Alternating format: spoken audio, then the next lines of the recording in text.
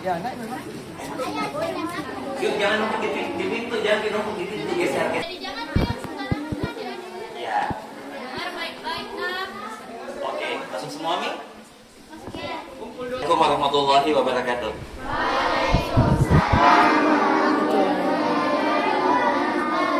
Selamat datang adik-adik dari para finalis Putra Putri Pariwisata Sulawesi Selatan di Monumen Mandala Pembebasan Irian Barat. Pertama-tama saya Aci, saya edukator saya akan temani teman-teman untuk keliling di Museum Mandala hari ini. Nah, saya mau tanya dulu deh pertama, siapa yang sering lewat di depan Monumen Mandala? Hampir semuanya sering lewat-lewat ya. Ya, siapa yang lewat di depan Monumen Mandala terus bilang, ih kita juga punya Monas. Siapa yang kira awalnya Monasnya pindah ke Makassar? Iya ya, jadi mirip Monas. Jadi Monumen Mandala ini mirip-mirip Monas. Kalau Jakarta punya Monas, Makassar punya Mandala, Monumen Mandala. Tapi nama lengkapnya Monumen Mandala Pembebasan Irian Barat. Sekarang kasih tanya dulu deh, untuk yang mungkin yang remaja-remaja, siapa yang tahu di mana itu Irian Barat? Kalau kita ngomong Irian Barat, di mana? Di mana itu? Papua Barat. Oke. Jadi kita bukan cuma Papua Barat sekarang, karena sekarang Papua tuh banyak provinsinya, ada 7 atau 8 kalau saya nggak salah. Jadi kalau kita ngomongin Irian Barat, kita bicara tentang Papua. Jadi bagaimana proses perjuangan Papua dulu dibebaskan dari tangan penjajah, yang dalam hal ini adalah Belanda, untuk dikembalikan ke dalam NKRI gitu. Nah teman-teman tadi di depan sudah lihat Monumen Mandalanya? Oke. Kalau diperhatikan Monumen Mandala ini tinggi ya, cukup tinggi. Monumen ini tingginya totalnya 75 meter. 75 meter tingginya. Tetapi untuk bangunan menaranya saja setinggi 62 meter. Kenapa ada angka 62 ini? 62 ini melambangkan tahun pembebasan Irian Barat yang puncaknya terjadi di tahun 1962. Ya, puncaknya tahun 1962. Meskipun tahun-tahun sebelumnya dan setelahnya juga masih ada proses pembebasan Irian Barat. Nah, kalau teman-teman perhatikan, Monumen Mandala ini bentuknya segitiga sama sisi. Apa bentuknya? Segitiga sama sisi. Segitiga sama sisi. Bentuk segitiga sama sisi ini melambangkan 3 komando rakyat atau disingkat dengan Trikora. Ya, pasti yang sudah SMA pernah baca atau pernah belajar tentang Trikora. Nah, Trikora ini adalah dasar pergerakan pembebasan Irian Barat yang disampaikan oleh Presiden Soekarno di tahun 1961 akhir. Sehingga kemudian puncaknya di tahun 1962. Nah, apalagi yang tadi kita lihat di depan Monumen Mandala? Apa yang ada di monumennya? Tangga. Ada bambu, betul. Ada bambu runcing sebagai lambang perjuangan, alat perjuangan. Ada apa lagi? Api. Ada jilatan api, ada lidah-lidah api yang keluar dari situ. Itu maknanya apa? Semangat juang, semangat yang tidak kunjung padam. Apalagi? Lihat apa lagi? Apa?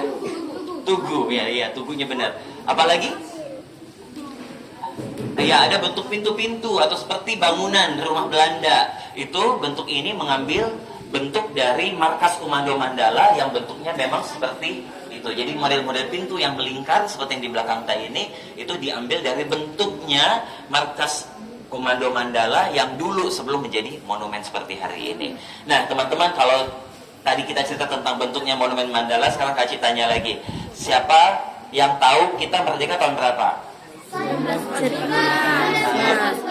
Tanggal 17. Tetapi kalau kita Saya 12 di luar, Agustus. untuk kita tadi sudah foto. 18 Agustus Jadi saya lahir. perjuangan pembebasan Irian Barat ini dimulai setelah Indonesia merdeka. Jadi setelah tahun 1945 Indonesia itu kan merdeka, ya, merdeka tapi tidak diakui kemerdekaannya oleh beberapa negara. Salah satunya adalah juga Belanda. Belanda tidak mau mengakui Indonesia karena masih ingin kembali lagi menguasai Indonesia. Jadi setelah 45 Indonesia merdeka, Belanda masuk lagi tuh untuk menguasai lagi Indonesia. Makanya pernahkah mendengar yang namanya konferensi meja bundar? Konferensi meja bundar. Konferensi meja bundar ini terjadi tahun 1949. Setelah Indonesia merdeka, barulah di konferensi meja bundar Belanda mengakui kemerdekaan Indonesia, tetapi dengan syarat bahwa semua banyak hal akan ikut diatur oleh Belanda. Salah satunya adalah Belanda masih ingin menguasai wilayah Indonesia bagian Papua atau Irian Barat. Berarti ingin menguasai Irian Barat waktu itu, sehingga Indonesia meminta haknya kembali. Mana? Seperti orang bagi-bagi kue tuh, kuenya dan kasih semua, mana kuenya sebagian gitu. Indonesia cari Papua, mana Papua? Nah, Belanda janji tuh nanti dibahas, nanti dikembalikan, atau nanti kita bahas lagi tentang Papua setelah 49 tahun 50 misalnya.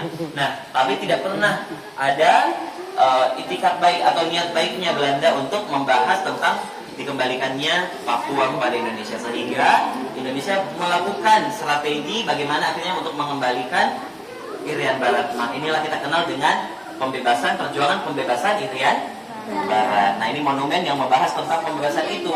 Teman-teman tadi sudah sempat lihat di dalam kotak-kotak kaca yang menyala lampunya itu ada namanya diorama. Apa namanya? Diorama. Diorama ini adalah miniatur-miniatur atau patung-patung yang bercerita. Meskipun tidak bergerak patungnya, tetapi bercerita. Ceritanya tentang apa? Beda-beda ceritanya. Intinya di lantai ini ceritanya tentang perjuangan pembebasan Irian Barat. Dimulai dari diorama 1, ada nomornya di atas. Diorama nomor 1 itu mulai dari kisah Kongres Pembentukan Provinsi Irian Barat yang berpusat di Maluku. Lalu ada beberapa lagi sampai nanti kembalinya Irian Barat ke Papua Indonesia. Oke, sambil jalan kasih berusaha untuk ceritakan sedikit ya. Tapi kita sambil jalan aja keliling. Kita mulai dari diorama 1, teman-teman boleh lihat di sana sambil jalan sambil bergerak boleh. Pelan-pelan ya, kasih lewat adik-adiknya yang kecil. Kamu sih. Gambar yang timbul. Nah, tadi kasih cuma sebutkan bagian bangunan monumen Mandala ada bentuk seperti bangunan yang ini. Ini adalah bentuk markas Komando Mandala yang ada di Makassar tahun 1960 ke dalam bentuk monumen Mandala. Ini adalah situasi pada saat Indonesia berusaha mengembalikan Irian Barat lewat jalur diplomasi. Dan sebelah sana tadi apa namanya konferensi? Konferensi meja makan. Nah, mereka di Irian Barat. Apa maksudnya negara boneka? Di lapangan Karibosi, Makassar, raksasa di hadapan rakyat Makassar untuk menyampaikan usaha perebutan Irian Barat. Namanya Komando Mandala. Tokoh yang kemudian diangkat menjadi panglimanya atau ketuanya ini Komando Mandala, yaitu yang kita kenal sebagai Presiden kedua Republik Indonesia nantinya, Soeharto. Soeharto pada saat itu masih menjabat sebagai kepala di TNI, lalu kemudian dipilih oleh Soekarno untuk menjadi Panglima Pembebasan Irian Barat yang kemudian dikenal dengan Panglima Mandala. Jadi kalau ditanya siapa Panglima Mandala, yaitu Soeharto. Ya. Pelan-pelan. Penyusupan yang dilakukan Silence, please. Jangan dengar. Indonesia, yaitu KRI Macan Tutul, KRI Macan Kumbang, dan KRI Harimau pada tanggal 15 Januari 1962 melakukan gerakan malam di sekitar kepulauan. Gerakan ini bertujuan untuk melakukan infiltrasi pasukan ke daerah Irian Barat lewat laut. Gerakan kapal ALRI tersebut telah diketahui oleh 2 buah pesawat terbang Belanda jenis Airship dan Firefly, serta 2 kapal perang Belanda jenis Destroyer dan Frigate yang berada pada posisi jarak 7 mil. Kedua pesawat dan kapal perang tersebut menembakkan peluru suar ke arah kapal KRI yang segera dibalas kembali oleh KRI Macan Tutul dan KRI Harimau. Tembakan itu dibalas kembali oleh kedua kapal perang Belanda dan berkobarlah pertempuran yang tidak seimbang. KRI Macan Tutul terkena tembakan peluru meriam di bagian anjungan dan lambung yang mengakibatkan kapal tersebut terbakar dan tenggelam pada pukul 21.40 waktu setempat bersama Komodor Laut Yosua Masri. Baik, jadi diorama nomor 6 ini adalah kisah bagaimana penyusupan dilakukan lewat jalur laut. Jadi waktu itu Indonesia mengirimkan 3 kapal perang, namanya KRI Macan Tutul, KRI Macan Harimau, dan juga KRI Macan Kumbang. 3 KRI ini kemudian masuk ke wilayah Irian Barat, tetapi di atas perairan Maluku, namanya Laut Arafuru atau kita kenal dengan Laut Aru, Kemudian kapal kita didapati oleh kapal Belanda, sehingga terjadilah pertempuran antara Belanda dan juga Indonesia di perairan Laut Aru. Nah, dua kapal berhasil kembali ke Indonesia dan satu kapal lagi gugur dalam pertempuran ini. Di atas kapal itu ada komodor dan juga ada 24 awaknya. Komodor yang meninggal atau pemimpin kapal tersebut yang meninggal adalah Yos Sudarso. Ya, namanya adalah Yos Sudarso, sehingga Yos Sudarso atas peristiwa ini dinobatkan sebagai pahlawan nasional. Oke, bisa jalan lagi ke sana. Ayo jalan. Makan dulu yang kecil. Betul, sini depan. Sini. Nanti.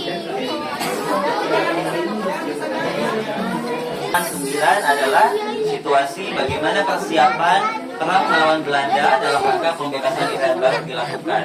Di dalam 7 itu bisa dilihat yang paling depan itu adalah Soeharto, digambarkan sebagai Soeharto yang sedang memberikan penjelasan terkait dengan strategi-strategi yang akan dilakukan oleh pemerintah Indonesia dalam rangka pembebasan Irian Iya, Barat. gambar kapal ini sih. Mungkin anak-anak sekarang sudah tidak kenal Soeharto ya, Bu Soraya ya. Kalau kita kan lihat posturnya langsung tahu.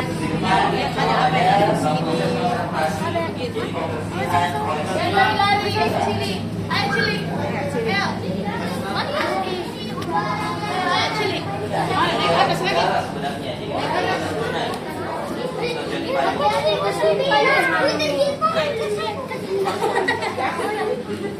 Sembilan itu enggak. Tuh lihat. Tiap berapa lama dibersihkan, Pak? Tiap berapa baru dibersihkan lagi? 3 bulan. Ada pasirnya kan? iya, betul.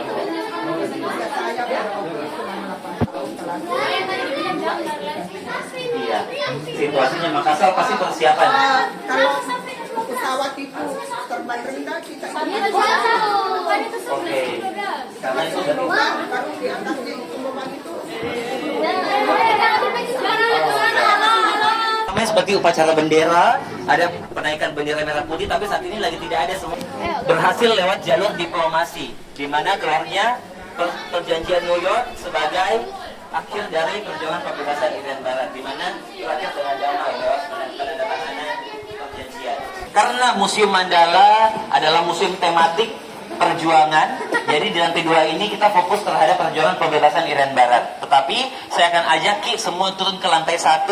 Di lantai 1 temanya adalah perjuangan rakyat Sulawesi Selatan sebelum dan setelah kemerdekaan. Jadi di bawah ada kisah-kisah perjuangan yang datangnya dari Sulawesi Selatan. Kita turun sama-sama, boleh? Tapi pelan-pelan turun padanya ya, jangan lari-lari.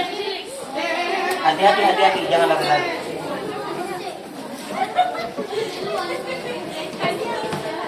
Pelan-pelan. Pegang pangkatnya. Pelan-pelan, jangan dorong-dorong ya. Pelan-pelan.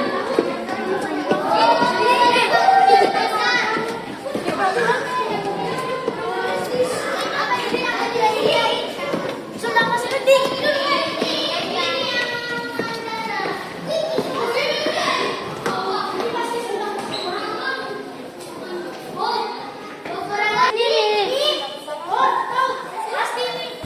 Oke, jangan lari-lari dulu nak. Sini dulu.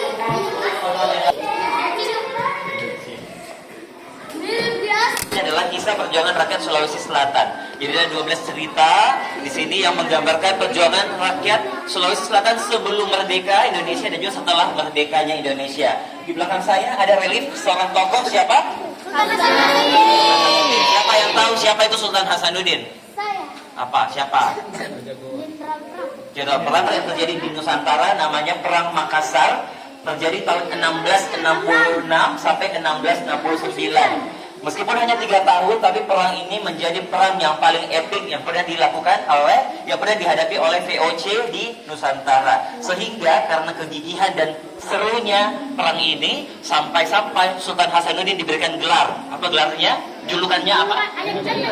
Ayam jantan dari timur. Julukan ini diberikan bukan dari rakyat Sulawesi Selatan atau rakyat Makassar, tetapi diberikan oleh VOC, pihak Belanda. Kenapa? Karena begitu gigihnya, begitu beraninya, begitu pantang menyerahnya Sultan Hasanuddin dan pasukannya untuk melawan VOC yang saat itu ingin menguasai perdagangan rempah-rempah yang ada di kerajaan Goa. Nah, teman-teman kita sambil jalan lagi di diagram nomor 1 itu adalah situasi perang Makassar.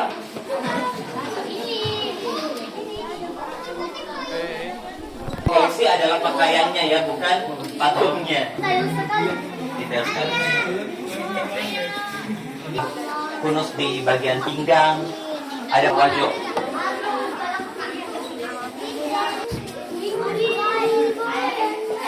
Nah tadi siapa yang museum?